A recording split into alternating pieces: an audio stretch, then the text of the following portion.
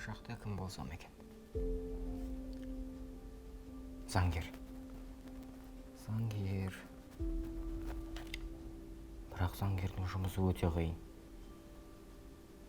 Бәлкім ғарышкер болсам болады. Ғарышқа ұшам. Бірақ ғарышкер.